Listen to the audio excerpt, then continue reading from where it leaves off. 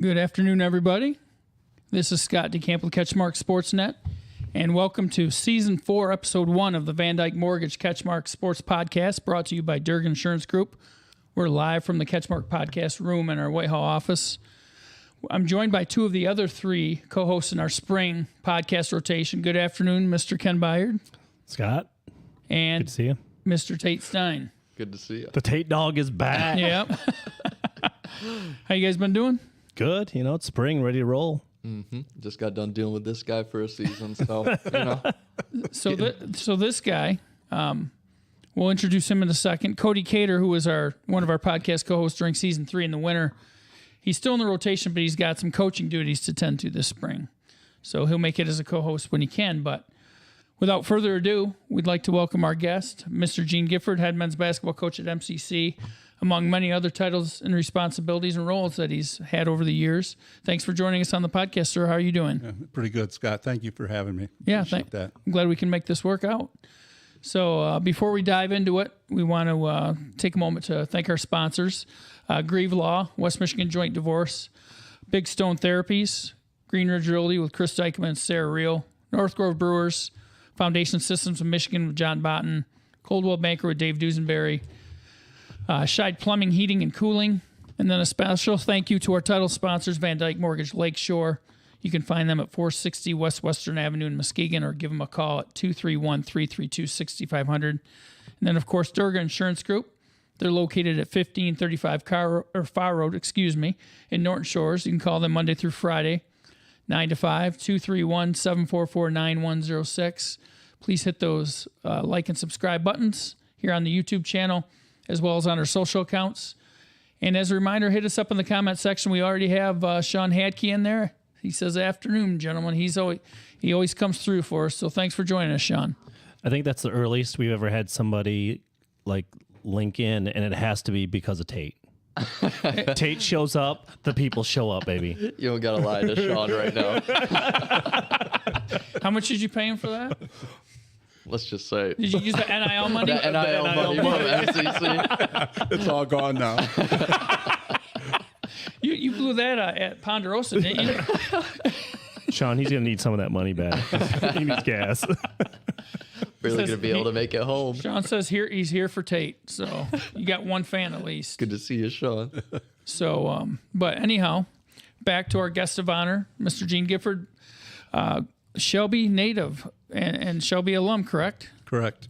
What can you tell us about the days growing up in that area? Well, I was pretty fortunate because I had a great family to support me, my mom and dad. But I really had outstanding teachers and coaches and role models of players that were ahead of me, athletes ahead of me, and also with me as I went through high school. So, it's a small community, but it's definitely a community where all the people are involved.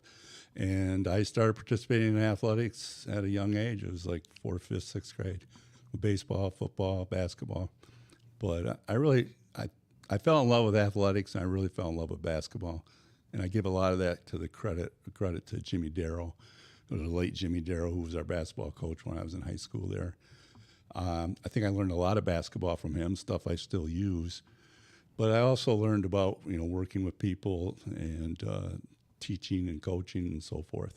So I give a lot of credit for him. That's where the love of the game came from, I think. Go ahead. You got something?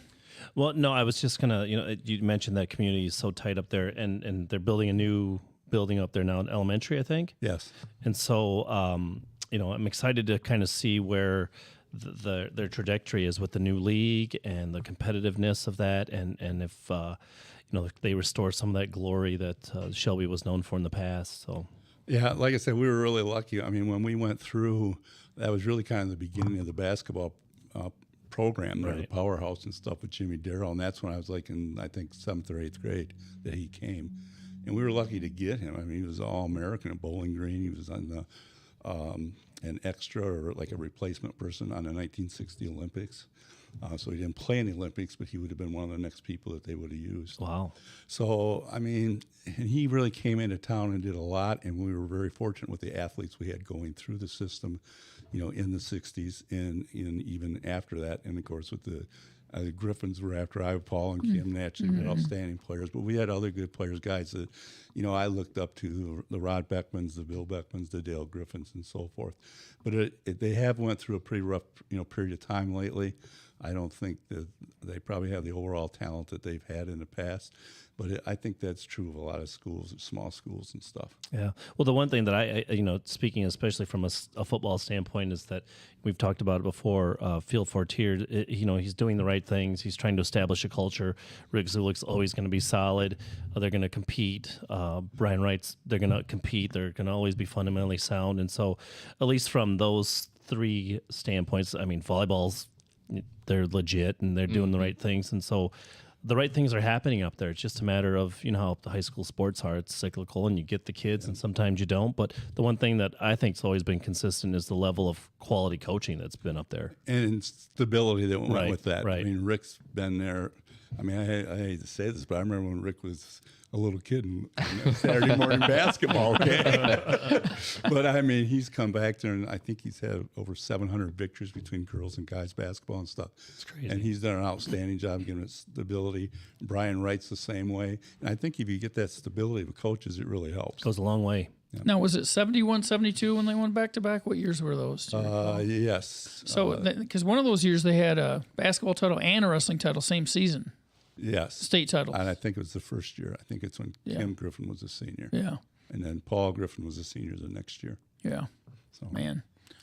So, your history, like after Shelby, graduate from Shelby, then where'd your path take you? Oh, you're going back a long way here. I thought this was an hour He wanted to start on the weekend. I got to really. We'll get to that in a minute. Well, I actually played at MCC for 2 years, and then after that, I went to Olivet College and played there for 2 years, and got my degree from there. And I learned a lot, especially at Olivet with Coach Gary Morrison, or the late Gary Morrison now, and the team that we had, because we were actually very, very good at that time. And they'd won the conference I think it was 3 years in a row. The year before I came and the 2 years after I came.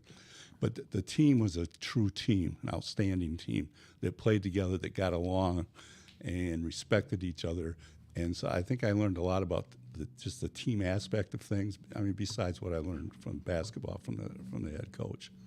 And then after I graduated from there, I got really fortunate. I went to Alma College as Ed Dowman's assistant. And Ed came to Shelby the year I graduated. I'd graduated, and so he came that summer. And he was the coach then when they won the titles, correct? Yes, and that's when he came in, and he kind of, he was young. I mean, he was like 24 years old. So he hung around with a lot of us guys that had just graduated or were a couple of years older than I was. Mm-hmm. And so Ed and I became, pretty good friends. He was actually in my wedding and stuff. But he just got the job at Alma College, and he asked me to be his assistant. And that was, you talk about mentors and learning. I learned a lot from him. Because I'll be honest with you, I came out of college and I thought I knew everything, and I didn't know anything. And I learned a lot by just being around him, talking to him about basketball. I was his JV coach. And I worked as an assistant coach, but I really didn't do much as an assistant in regards to practice stuff, because we practiced at the same time. But I learned a lot from him about the game. I learned a lot from him in coaching. He may be the best game coach that I've ever seen or been around. He was always like one or two plays ahead of everybody else, and I saw that with other coaches too. But I learned a lot from him. I learned all about recruiting. I thought I knew about recruiting, but I didn't. We spent many recruiting trips together, so I was very lucky and very fortunate to get that position. And then after that, he got the job at Lake State and went up there as the head coach, and I really needed to get a job. So then I went into teaching. So that's what happened right after. And then you ended up at Ravenna, or where were you first? I was at Oak Ridge first. Okay. Because actually when I was there, Jack Sugars was the JV football coach and became the assistant football coach. Wasn't the head coach yet. My last year there. And I learned a lot from him about organization and management. I've really learned a lot from football coaches, because I'm not saying basketball coaches aren't as organized, but football coaches, you've got to be organized Right. with all the Just the sheer number of Right. yeah, with the number of athletes, the number of coaches. And Jack has always been, I mean, he probably won't say this, but he's always been super organized with everything. And so I learned a lot of that from him and about sportsmanship and stuff. And Rich McCarthy, who's passed away, was a football coach, and I learned a lot from him. So my years at Oak Ridge, I think I was there 3 years before I left. Denny Vanderstilt was the head basketball coach, so I learned, from him too. And then I went to Ravenna, and then I taught at Ravenna when I first went to Ravenna. I was the athletic director, because I kind of threw that in at the end. Right. It tricked me. It said, "Oh, by the way." Yeah, by the way. I said, In In real this too. small print at the bottom of the that's contract. about right. Take Yeah, and then Ed Dalma told me to start making lists. Yeah. So that's how it happened. But I went there as a teacher and a basketball coach and AD, and then after 4 years of doing that, we went through the crunch, the money crunch, the layoffs. I got laid off, and during the time I was laid off, I went and coached at Muskegon Community College. And then I got called back, and I continued to teach at Ravenna until 93, I think. But I still coached at the college because I really kind of fell in love with the college game. And then you were there at MCC till when? Well, in 93, I was already at MCC and I was at Ravenna, but that's when I got the full-time AD job. Mm-hmm. So from 93 to 2006, Okay. I was the AD and head basketball coach. Mm-hmm. And then by that time, my daughters had been through school, been through college and stuff, and I wanted to see what I could do to 4-year school. And I got lucky. Olivet College, called me, and I went there for 5 years as the head coach and had some pretty good success because Olivet was poor at that time. And I got really lucky with recruiting. My first year there, the 2 kids that were back were seniors, and they bought into everything we did and talked about. And then I brought in some recruits, and I ended up getting an All-American, Mike McClary, for the last. I was going to say, I was going to bring up the McClarys Yeah, and I actually from up north. Yeah, from Bel Air. And Yeah. Brandon played for me at MCC, and he played there for 2 years. And in his last year, he actually was going to Olivet before I even got the job. And then when I got the job, I called him in and I says, "You want to play with your brother?" And he says, "Yep, I'll take care of it." And that was it. Wow. And Mike came, and they were both all conference. But Mike became an All-American his last 2 years, and now he's an assistant at Davenport, actually. So what you got, Tate? What do you mean?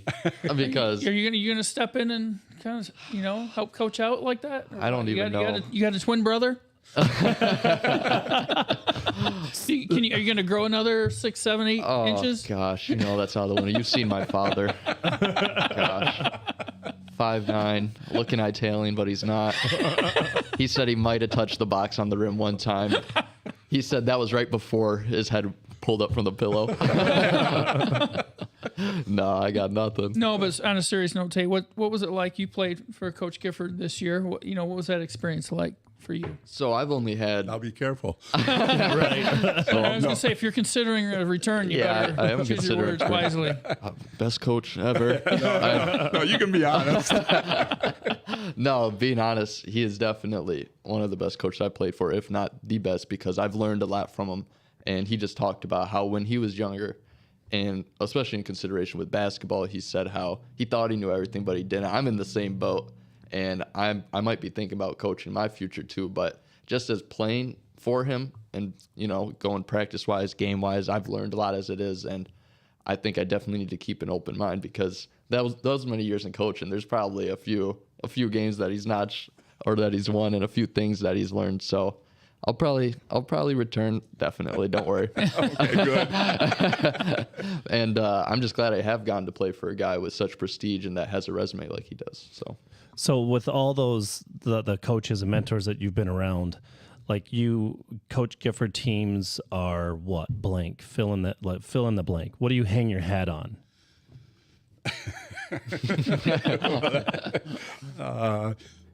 Probably, I guess, offense, I'm going to say. I think if you talk to most of my players, they really like our offensive ideas and our scheme of things. we do like the fast break when we can, but I call it run and execute, not run and gun. Mm-hmm. And so in some years we fast break more than other years. It just depends on the personnel and who we're playing and stuff.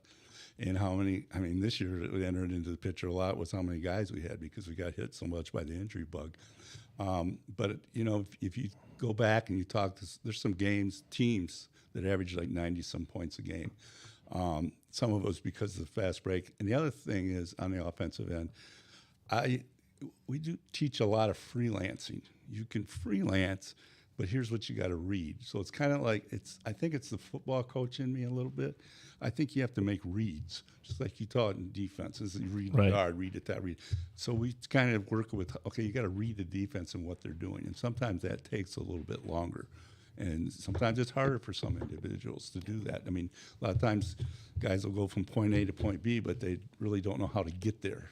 And that's what we talk about. So I would say at the offensive end is probably where most guys would say that I probably hang my hat.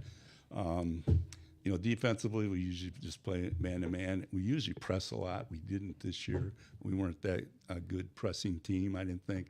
And we got into mid-December, and our numbers just kind of went down because of the injuries and stuff. And, if you can ask Tate, we didn't even work on the press, I don't think, the last 5 months of the year. We didn't even just no numbers. Before that, we were running it probably every other practice. Yeah, if he called it out late in that season, I might have just gone and sat down on the bench because I would have remembered it. yeah, that's right. I will say this, too, before we get back to that question. I do want to say one thing about Tate, and this is in all seriousness. Tate is probably our most improved player this year. When he started, I don't even think he was recruited. I remember calling him last year, and I was running into him at I don't know if we can mention this Michigan event. I don't know what we can mention here. But I think from the beginning of the year until the end of the year, he's made the most progress of everybody on the team. So we're pretty happy. And we're pretty happy he's coming back next year, too. Thank you. You got that smile all the time. Yeah. Right. But anyway, I would say that's kind of what we hang our hat on is the offensive part of things. But we'll play defense and rebounding. And I don't think rebounding was stressed enough this year by us, and that will change for next year. Can you still stroke it? Yeah. Can you shoot it, Tate?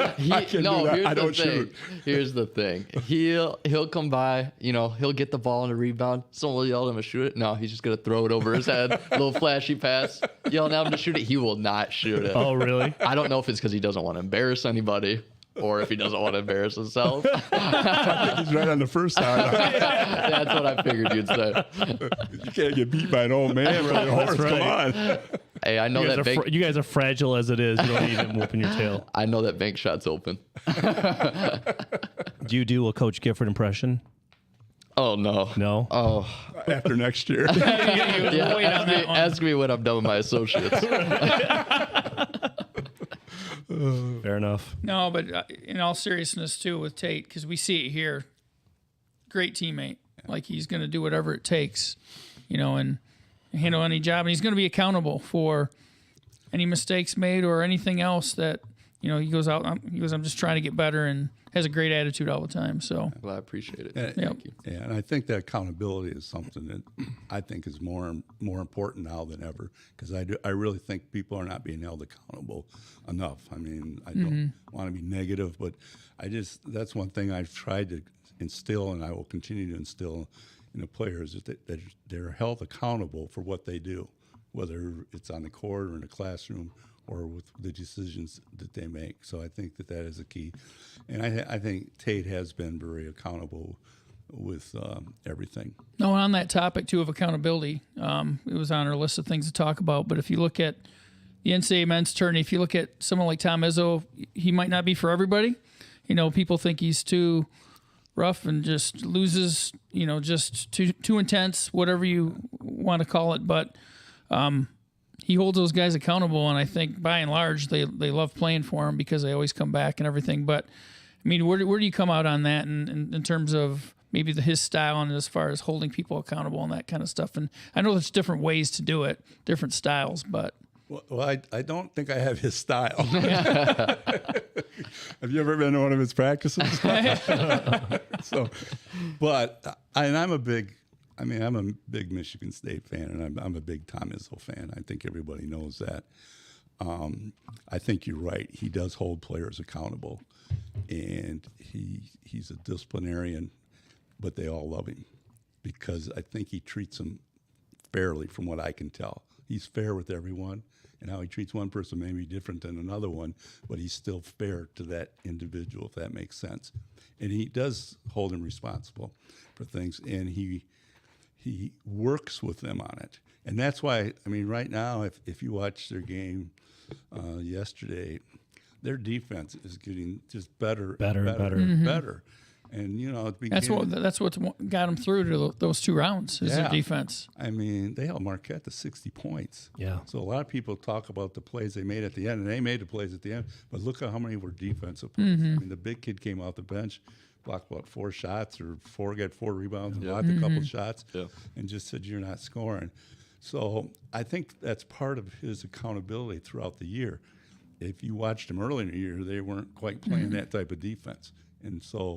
And right now you see more and more of that. Of course, you know, it is the NCAA. You know, people are diving on the floor. Yeah. They're doing all these things. But it's I think part of that is the coaching style, too. How many NCAA tournaments have you been to in terms of, like, the Division I NCAA tournaments, like, in person? Like, how many, or Final Fours? And just wondering what that environment's like. It's great. I would say I've probably been to, like, 14 or 15 Final Fours. Yeah. My wife and I used to go all the time and then go on to spring break from there. There was times where I would go to the Final Four and then join her and the family in Florida on Sunday.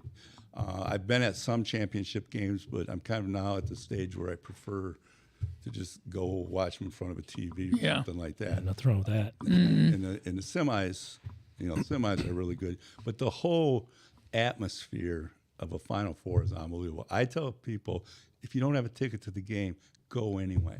Go, because there's so many activities. I mean, they have concerts now that are free to get into and stuff. But that's, you know, they have expos that you can go to. You can watch the cheerleaders.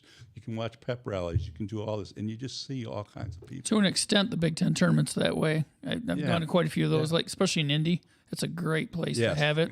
Yeah. Beautiful city and everything. But I don't know if you guys got anything related to that. I was going to bring up something related back to MCC, but if you got something on topic still. Well, I was just going to ask, you know, out of all those tournaments and college players that you've watched in person, like who's your top 5? Like if you had a dream team top 5, like who's your starting 5 college players? This wasn't on the script. That you've watched in person. I know. That wasn't one of the questions. I know. That's what we do on this show. We just throw you curveballs. Oh, geez, there's a lot of people there. You know, Duke, I've liked the Duke team there. And one team that I also liked was Connecticut. And this was probably 99. Like Ray Allen, that group? It was Alameen, probably Khalid. Rip Hamilton. Rip Hamilton and Rip. Khalid Alameen, maybe? Yeah, so, I mean, there's teams that stick out to me. Okay. Eras more than individuals because... I'll let you get away with that then. You're asking a really tough question. I mean, you're talking about a lot of All-Americans. Yeah. You know what I like to watch there is on Fridays they have practices. Oh, yeah. And they have it wherever they're playing the games at. And it goes on for... A team's on the floor for 50 minutes, and then there's a 10-minute break, and then the next team comes out. Now they basically do shooting drills, warm-up stuff. And then slam dunks. They'll do that at the end and that type of stuff. But you see a lot of people there, and you just kind of watch some different shooting drills and uniforms and stuff like that. So, and that's free. So we always, my wife and I always go to that and watch that. Did you see Steven Izzo's dunk the other day? Yeah, I did. Did you see that video clip of that? No. He just jumped up, put the ball between his legs, and landed back on the floor. Is that like a Tate dunk? Yeah. That is a Tate dunk. That would be that. Unless we get the ladder out. Oh my. Are you getting foam on the backboard, or what are you getting? Do I get a warm up? Yeah. I might. So I was trying to take this to, was it 89 or 90 when you guys were national runner-up? 90.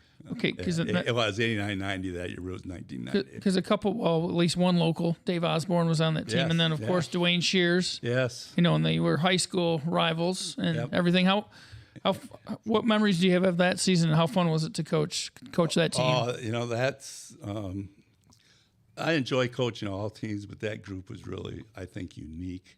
I mean, you mentioned Dave and Dwayne Shears, Mike Hooker, who's from McBain Christian, a little, just a farm boy from up north. Scotty Townsend was on that team. Shannon Schwartz. Mm-hmm. Oh, yeah, okay. Yeah, Shannon was on that team. And those 5 guys actually started for me.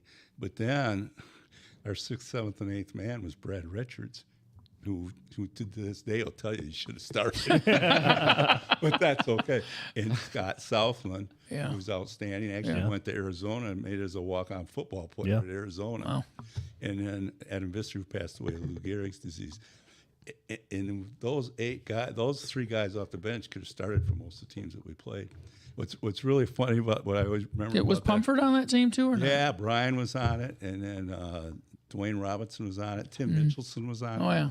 So, it was really a good group of guys, and they got along, and they just all fit together. And there was a period of time, Dwayne Shears, who was actually our all career point leader. He's the number 1 guy for total career points in the game at MCC for 2 years, still is. And actually, I think the guys, I introduced him down at Southwestern. Mm-hmm. So, but Dwayne hurt his ankle, had a high ankle sprain, and we won the first game without him. I don't know how, and then we lost the next 3. So we ended up finishing 5th in the league. And at tournament time, back then you had a state tournament. We got beat in the semis, and then that we went. So we won the first 2 and then lost that. Then we went to the regionals, and at that time the regional was Michigan, Ohio, and Indiana. We were all together, and we won 4 games and went to the nationals and won 2 and got finally beat in the finals. But at one time I went home and I told my wife after a game, this was like late January, so we're never going to win another game. And I really believe that, I think. Yeah. But those guys just continued to work. Dwayne came back, and they just really played super basketball at the end of the year in the state tournament and the regional. I mean, they just put everything together. I mean, Shannon Schwartz actually earned a scholarship to Wayne State during that tournament time. But we played 10 games between state, regional, and that. I remember that era because I was a little bit younger than those guys, but my dad would bring me to Grant a couple times. We watched Grant and Montague in one of those games. That was a great game. Yeah. And I'm sure you were out there probably recruiting at that time, trying to, because both teams are loaded. Yeah, Grant had Joe Skidema, who went to Grand Valley, played, and Chris Leslie, who went to Aquinas and played. Yep, and then Lance Stray was kind of a little scrappy. Yep. Scrappy guard for him. And then Dave would have played for Montague back and then Lindquist was on that Montague team. Yeah, that's right. And Jim Tate coached it, right? Yeah, yep. I think. Yep. Yeah. So did Dave play any defense in college? Let's be honest. Just be honest. There's no chance. Dave, if you're listening, you know exactly what I'm talking about. but let me rim, shoot ball. Dave was our best defensive player. He became a role player. I heard he was actually pretty good on defense. He was hard-nosed, and I was so happy for him because he hit the winning shot in the first game of the national tournament from the top of the key. Oh, that's cool. It was supposed to go to Shears, and we couldn't get the ball to him, and Dave ended up open. And he hit the shot. Couldn't get the ball to him. Dave's like, he glanced. He might have glanced over there. Yeah, but Dave will tell you the same thing. But, yeah, that was really a good group. There's a lot of memories with that group, and just how everything came together. Sounds like Dave was an enforcer. Like he was, like when Dan Beckman was on here, he was the coach of Grant back in that day, and he told a story how, was it concession stand line or something that Skydemo was in front of him or something, and Dave comes up and kind of gives him a little bump or whatever just to try to get in his head. And then I think Skydemo dumped, 23 or 25 or something on him or something like that. I don't know if it was right on Dave. I don't know if Dave was guarding him, but still, Skydemo had a big game. That's a pretty impressive list of coaches now, too. When you read off all those names, a lot of them got into coaching and were successful. Yeah, I've been, a lot of my players have been successful in whatever they go into. Right. I mean, it's just like Dwayne Shears that we talked about. He's a state policeman getting close to retirement now. But, yeah, a lot of them did go into coaching and have been successful. I mean, and still since then, I mean, Tony Jasic Whitehall person. Mm-hmm. You know, he played for me, and I've kind of followed him his whole coaching career, and you know, he called me when he changed jobs and all that. Matt Shepard played for us, and he helps out at Whitehall now. Yeah. So it goes on and on. Tim Mitchelson was the head coach for a while. Yeah. So yeah, it is a pretty good group. Yeah, that's got to be cool to see them kind of, you know, get into that same profession. You know, it is. And, you know, people always will say, well, what do you think of this year's team? How good are these guys? Well, you know, so forth. And I say, well, come back. I'll talk to you in 10 years. Yeah. Because I'm going to see then in 10 years where Tate's at. That's fair. Because, I mean, I have guys that are insurance, roofing. Adam Megna was on that national runner-up team. Mm-hmm. He owns a roofing company. We've got lawyers, Matt Shepard. I mean, we got all kinds of people out there, state policemen, UPS guys, people in education, coaching. And that's where I'm probably the proudest of how they continue to grow and develop. I remember, no pressure, Tate. So, no pressure. So I had that Coach smile's going to get him everywhere. You know that. Yeah, right. Coach Gifford. It was geography, wasn't it, that you taught? That was one of them. I think that was the class that I had him as a teacher. Oh, yeah. Okay. Oh, yeah. So he would always say, "Tell us, come to a game. I'll leave tickets at the door." Admission was free. Right. He's a giver.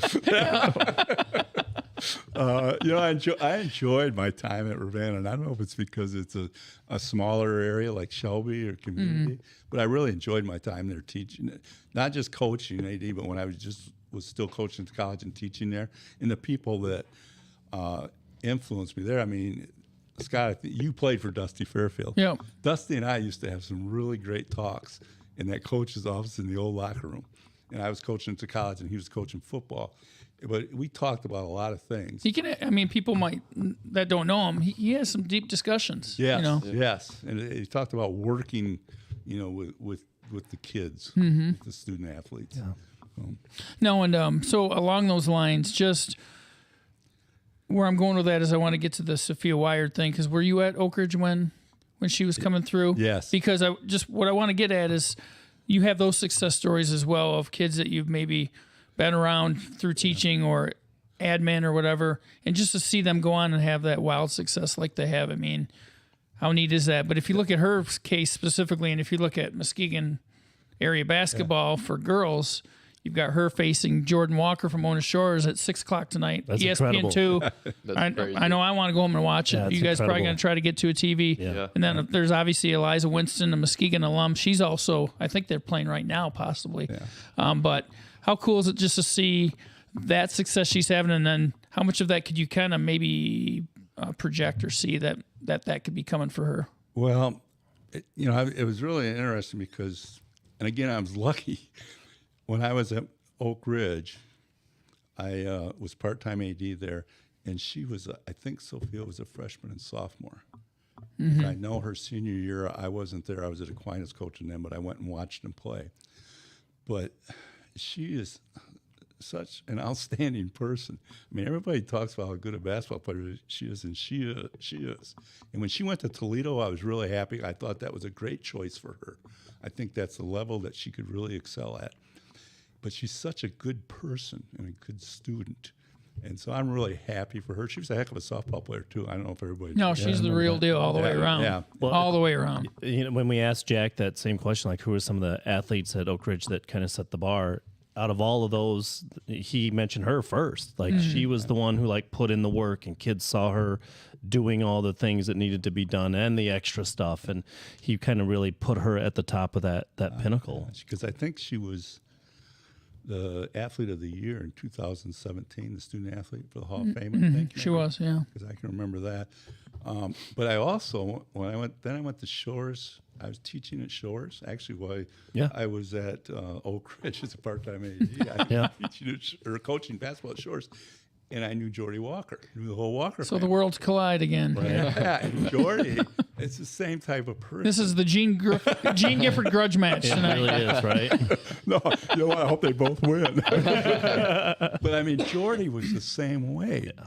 I mean, she was just an outstanding person. She worked at things. I mean, sometimes she'd be in the gym after Both our practice. come from great families. Yeah. Yeah. Jarvis coached for us for a year. My first year at Shores, he was helping. Yeah. And actually, my first year, Jasmine must have still been in school, if I remember Yeah. correctly. And Jordy was younger. And then the last year, right when I left, JJ was going to be a freshman because he played for me in the summer. Yeah, and he's down at University of Indianapolis, Indianapolis right? now, yeah. Doing well there, I think. So, but it's unbelievable to watch this tonight. I mean, I think to see two kids from Muskegon, I call them kids, I probably shouldn't, but there's Still, two girls from Muskegon playing against each other. In a national tournament. That's probably Yeah, never for a happened, Sweet 16 right? berth. Yeah, Right. they're playing for a Sweet 16. On ESPN too. Right, I mean, it's come on. crazy. I mean, It's awesome. Yeah. So I'm really happy for both of them because I think they've both earned it. They worked hard. I mean, you can correct me if I'm wrong, but I think I just read where Jordy's going to get her second master's degree at Tennessee. When she left That wouldn't surprise me. When she Sounds left right. Western, she had graduated. I know Right, that. right. And I know she got one master's, but someone told me she's just finishing up a second. Yeah, when I was at Shore, she was in the middle school, and you even knew then that this kid was different. You know, not only athletically, but academically, and just as a person, it was like she's got it already. Those kids are just different. Right. Yeah. Those Right. types of kids are. Yeah. I mean, what are your thoughts on that? I mean, you being in the younger realm and having, I don't know if you know as much about those two. Obviously, you've heard a lot about Sophia. Oh, of yeah. course, I'm but- not too familiar with Jordy, but I do know of the few games that I wasn't in the hallway kicking around a tinfoil piece from the hot dog concession stand. I do remember watching Sophia because whenever she came to Montague, especially, she put on a show. And I don't just mean that lightheartedly. I remember she gave Montague 25 one time, 26. It was almost always over 20. And they were not easy buckets. So I know what she brings to the table, especially offensively. And to see her now on ESPN2 playing for a Sweet 16 berth, I mean, that's crazy. Yeah. No, and like to Gene's point there, I mean, she hasn't changed. Seems like neither of those girls have changed. They're still the same people they've always been. And Kids like that don't, generally speaking, you know, because they're on solid foundation. They were raised on solid foundations. So, you know, looking at the D1 game now, and one of the things that I added to our list was the transfer portal. I can tell by okay, I know how this is going. So it's a mess, right? And it's trickling down to you know to D3s, and I'm assuming to junior colleges. Yeah, And what are your thoughts on all that? Well, it's funny. And it has to be clean. Well, I was talking to Tate before we started about you watch these games now, and it's like all the teams. Oh, this person was at Alabama this year, and this person was here, and this person was there, and he's a 4-year player coming from here. It's the transfer portal when it came out really started to change things, and you could see it. And I think for some of the players that went on to it, I don't mean this to be negative, but I think that's how they handled failure.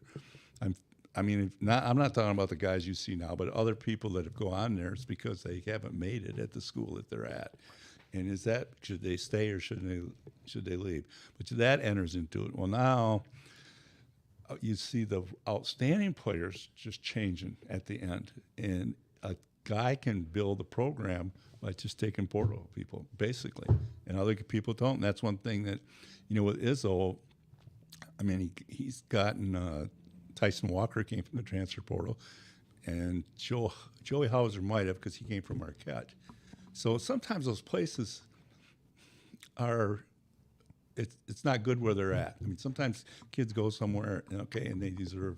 I'm not saying they don't deserve the right to change, right. but I think it's really gotten kind of where people can really fix themselves real quick. And that's one thing where Izzo's been I think, had a lot of people support him because he doesn't do a lot with the transfer portal. Yeah. And you see some of these schools that have, you know, for a while there, if you had a team that stayed together for 4 years, you were pretty good. Yeah. Okay, now, they may stay together, but then who are you getting from the transfer portal? And that's entered into it. I think COVID has entered into things because you still have some of these guys that are in their 5th year. 5th, 6th, 7th year there you seniors, go. right? Yep. So, you know, you look into that. And so sometimes you'll see 23-year-old people playing against 18-year-old people. I think it really shows up in football. You're a football coach, but the strength factor has got to be big for that. And now, here's something else. So I guess I'm supportive of the transfer portal, but I don't think people should just be able to go wherever they want to go and play right away. Right. That's what happened, I think, this Yeah, it's past been a year. free-for-all. Yes. Yeah. Yeah. And so something else has got to be done. And now what's entered into it is the NIL, Right. because they're not sure even what the rules are. I mean, that's really part of it. And that's trickling down too.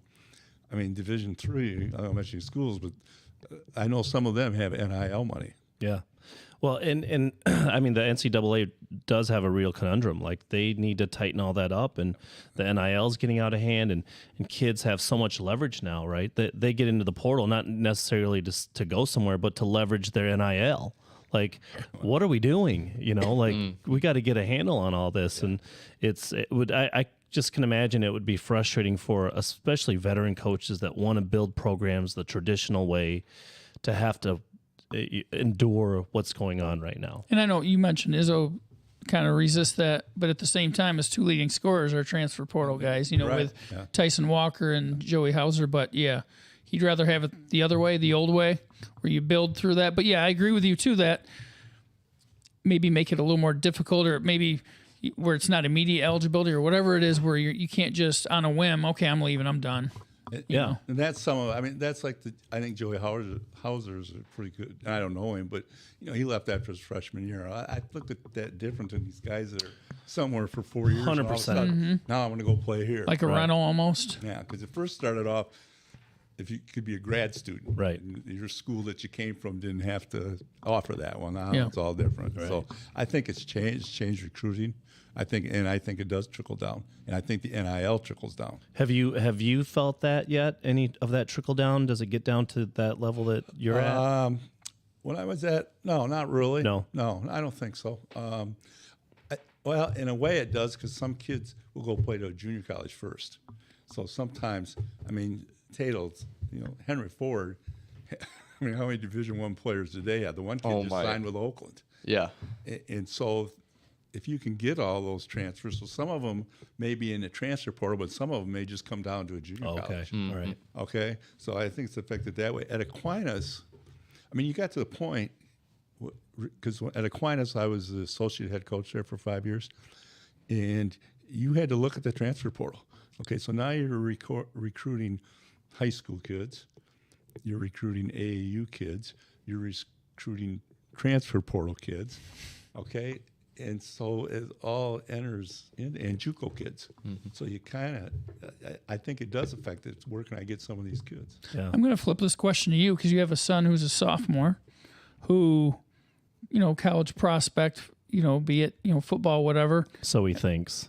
Well, No, so, for but, sure. a kid who wants to, maybe pursue that if that opens up for him. How do you look at it as a father? Because it is a trickle down, and so opportunities maybe are less and less for these kids coming out of high school. Well, and I think that's the first thought, is that the portal makes all those other athletes available. Now, what are colleges doing for the incoming freshmen, right? And those opportunities are less, right? On the flip side of that, 1% of kids coming out of high school play any level of college athletics. Division III sports are going to get way better, right? Mm-hmm. And so that talent's getting pushed down at a D3 level. And so, I'll go back to when I went to Hope, anybody played a Hope. But now those rosters are thick, and there's some quality talent on there. And so, that's the opposite side of that whole situation. Do I think it's a mess? Absolutely. Does something need to be fixed? 100%. I don't know what the answer is. I don't know if the NCAA knows what the answer is. I don't know if they care. What do you, to be honest with you. What do you take through the eyes of someone that is that college age and playing college sports? I mean, how do you see this whole thing with the transfer portal, with NIL, and just where things are going? It is a big mess. I mean, if you just look at, though, we were talking about a little bit earlier, basketball specifically, there is so much talent everywhere, even on a global scale, but it just keeps getting better and better. I don't know if it's because of, we've talked about specialization in sports, talk about with, picking one sport, specialization, because in the off season, some of these kids are just focusing on one sport. But I see the whole purpose of the transfer portal. But we talked about, how, what you think about it, how maybe some of it has to do with, maybe they didn't really work out as kind of a failure, but some of it too, it's a situational thing. So I guess it really comes down to the specific kid, but if there's not an answer soon, it might turn into an even bigger conundrum than it is. But I don't know. That's such a complex situation to have. Yeah. Lots of layers to that one. Yeah, it is. Yeah, there is. And it's like the transfer portal. I think that there's advantages to it. Sure. But I think you got to look at the whole thing. I get a little bit more concerned right now about the NIL money, and I don't. Yeah. I mean, I don't work at that level, but now it's almost like, okay, how much money can you give me? Oh, I'm at that school, can give me that much. Right. Mm-hmm. Yeah. And I'm going to go wherever the money is. It just comes down to the market. Yeah. I'm all for paying college athletes, right? They can't get jobs during their season. It's a full-time job at those levels. Yeah, and so definitely. they should get compensated other than just their education because their likeness is out there and they are on the spotlight. So they should at least have the opportunity to at least work. But when we're talking about millions of dollars, like, oh my goodness, that's another level, and it just takes they're not amateurs now, right? And that's the beauty of the NCAA is that they are amateurs. And then you got to find out, where do you cut it off at? Because as you get lower, like, how much money? If you were choosing just to give everyone a base salary, that's way too complicated, Right? Especially as you go down the line. Right. It's a mess. So changing gears here real quick, Sean Hadke, a couple comments here. I'm happy to see Hart having overall success. An unknown story, which is going to be known now because I'm going to read it off for everybody. In the middle of the 06-07 Montague basketball season, we were on the bus over to play at Hart, and one of our seniors said, if we lose this game, I'm quitting. And Hart pulled the upset that night. True to his word, our guy quit. The next day, Cody, I'm assuming he means Cater, was pulled up to the varsity as a freshman, and the rest is history. So, Really? Sean, who was that kid? Who was that kid? call him out. Name him. We want his We name. want But names. So, talking about Hart and the success, did you see Hart boys or girls play this season or Yeah, not? I saw the boys play a couple times. What'd you think? I thought they're pretty good. Parker Hovey's a pretty good player. Yeah. I don't know how much you can talk about kids. I mean, I know he verbally committed. yeah. About how much you can talk about any of those I kids can't or talk not. about recruits very much, but I mean, him, he's already committed. He's not coming to MCC. He's already told Yeah. me that. Yeah. He really made that team. I think he's one of those guys that makes everybody better around him, and that's, I think, a big key. And that's not taking anything away from the other Hart players. I mean, Right. Parker Hovey can score, he can rebound, he can pass the ball, but he's not. He will pass the ball. I mean, there's games he had triple-double, and they weren't block shots in there. Yeah. So I think that they were a solid team. I thought they were a good team. I think they went to a very tough district. No, Like yeah, the it was toughest. a brutal I district. think so, too. I mean, Cadillac's still going too, and Yeah. they've been rolling through it since then. And I actually saw the Big Rapids Ludington game, the first game of that district. It's a great game. Yeah, it was. And there was a 1-point difference is all it was. And I even said then, it's not going to shock me if Big Rapids beat Hart. That was a toss-up game to me. Oh yeah, That whole district was a toss-up. Yeah. Really. Like, And Hart played well against Big Rapids, they did. And then Cadillac's really good. yeah, they could win it. Big, strong. Yeah. Yeah. So I think Hart had a very nice team, and they were well coached, and I think everybody contributed. The women, I have not seen the women play. I've read about them. Travis Roseman, who's the coach there, I think does a real good job. He's an Oak Ridge kid. He was actually coaching, I think, at Oak Ridge when I was there as AD. He was, For yeah. a year or so. Then he went to Hart. Yeah. I think he was living in Hart or something. There was something going on there, but I think he's done a really good job with that program, and they've got some really good athletes as they're coming through. I remember being at the Shores League. They play the youth leagues on Saturdays, and Hart came rolling in with their middle schoolers, like even in 6th grade. You're like, oh, dang, they're going to be good. You just knew in 6th grade, like, okay, wait a few years. And there's here they levels to are. it. And like if they played Hemlock 10 times, they'd still lose maybe 8, 9. Yeah. One of those situations. Hemlock was really good, and they went on and won the state title by 16 points over Blissfield. But it was one of those days. Hemlock was better, clearly, but Hart just wasn't their day. I think the stage probably got to them a little bit. Blowing some layups that they might ordinarily make. Defense has a lot to do with that too. But yeah, I mean, it just shows that there's different levels to this. But just even having the season they did and getting where they amazing. did, it was incredible. Yeah. It's amazing. So I don't know how much you can talk about other teams and stuff too, but Muskegon boys are still going. They're in the quarterfinals tomorrow against East Lansing at Caledonia, I believe. And I think they're Keith Guy played for us at MCC. Then he went on and played at Ferris and stuff. He actually helped. He worked at MCC at first when he got out of college and helped me as a volunteer and stuff. So I know Keith pretty well. I would think they have a reasonable shot in that game. Yeah, they do. They're very well coached and they really play good defense. I mean, they get in your grill. Yeah. Right. Yeah. I'm going to the game tomorrow. They got good guards. Yeah. Yeah. Oh, yeah. Well, thanks for inviting me. I appreciate that. Was that an invite or not? Do you want to go? So back to Sean Hatke real quick. He goes, "Snitches get stitches, Coach Byard." That's fair. He's not going to reveal. He's not giving up that name. The streets, boy. The streets. How much high school hoops did you see this year, Tate? I saw a little bit. You called some games, obviously. Right, I called that Hart one against Cadillac for that district final. That was a good one. It's just that Hart was a little bit outmatched at the end there because we talked about how athletic they are. Saw a lot of West Michigan Conference basketball, not much outside of it, unfortunately, because a little busy with our own season over, over at MCC. But I got to see a little bit some decent hoops. So while we're talking about the MHSA real quick, like basketball should be 6 divisions. Yep. Right? And if there's ever a case study for them to seed the region, the Big Rapids district has to be the case study. To have 4 or 5 20-win teams in the same district is ridiculous.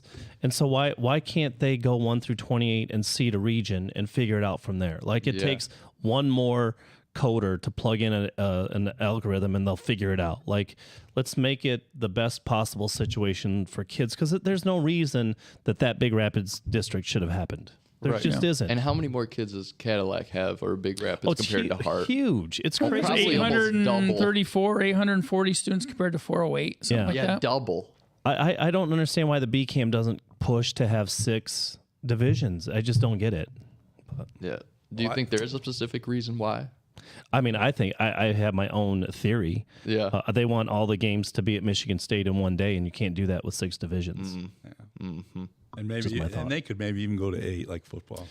Yeah, I mean, if you're talking about equity, I mean, there's more teams that play basketball in Michigan than play football, and we have 8 divisions and 2 divisions of 8-man. Like, what are we doing? Yes. Yeah. Anyway, I'd be on board with that. With the 6. That was a good point. I'd be on board with the 6. Absolutely. I think 6 is fair. So you now rip the MH? Every chance every chance I get. Ken the flamethrower Byard. He's just torching everybody right now. Just a loud bark. So what are everybody's picks for the so we go through to the Sweet 16? What are you guys thinking?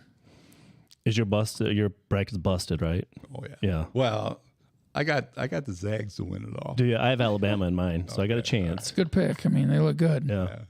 I'm staying alive. I got 3 out of 4 left in the Final Four. My only one out was Marquette. You picked 3 of the 4. Did anybody pick Furman? I picked Furman, yes. Did you really? Yes. I had Furman winning 2 games. Oh. But that didn't happen. Now, why would you do that? I do my research, The hope that the team I'm really rooting for now is Princeton. Yes. I watched them play in that Ivy League championship game. They're solid. They are solid. They play like they belong. Like they look like we belong here. Yeah. I thought it was funny. Some people talking about it, they said the finance major is going to be gone for a little bit more. So bankers better find some replacements. Yeah, and you thought the brackets were busted. How about banking? Yeah, jeez. It's one of the stories. Who do you have? I think I got Houston winning it all, maybe. Well, there you go. But That's a good choice. without their dude, I don't know. I mean, he's whether he's in the lineup or not. I mean, they got that Sasser. toughness, Marcus Sasser. Yeah, he's really good. It's such a great time of the year. Things are miserable in March in Michigan for the most part. We're dealing with snow yesterday, and March Madness breaks all that up, and it just makes it a does. little and by bit the more way, this enjoyable. is I think some sports could officially start contests today. Yeah. I know others on that's Wednesday. Scrimmage, Spring soccer sports. can scrimmage today. My goodness. I think does baseball and softball, can they start today? They can start Northern Wednesday, Muskegon's right? Or Northern today. Muskegon's supposed to have a game at Zeeland on Friday. Oh, So it's my. Wednesday. Yeah. I mean, you were an AD as well. I mean, Spring sports in Michigan, how much of a delight was that to kind of manage? The worst. It's the all-time Oh, worst. it's the worst. It's terrible. I mean, it's hard to keep. You want to talk about keeping lists? You better keep a lot of lists because you got this game's going here and that game's going there. And you can't play on this field, but you play on that field. I mean, I do not miss that at all. That last month that I filled in for Jeff when he was out for health reasons, it was during the spring. Thankfully, it was after graduation, so I didn't have to deal with that.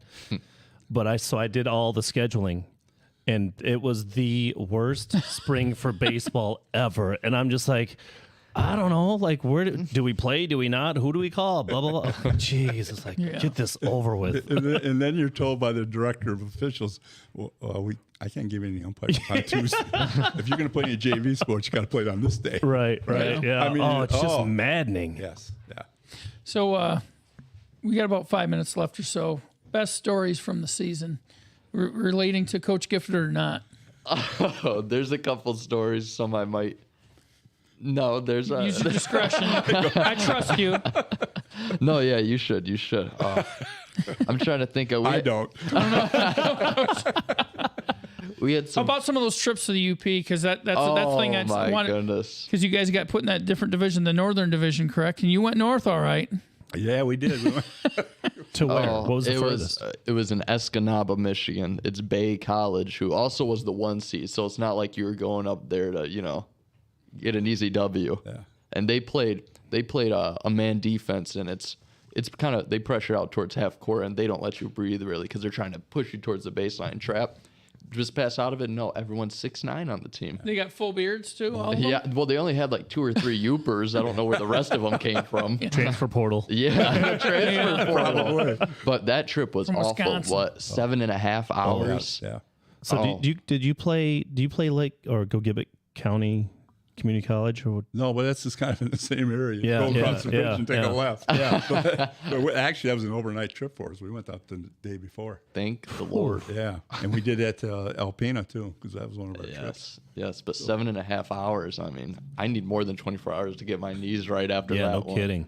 So in Kirkland College, are they an opponent? Yep. Yes. Is Ty McGregor still around up there? Is he coaching? No, I No. don't think he is. He might be around, but Mayo he's not coaching. Thunderbolt. Yeah. So I remember that name, Mayo Thunderbolt. Yeah. Ended up playing at Oakland. Yeah. It's Yeah, tough. Yep. yeah, he was a very good player.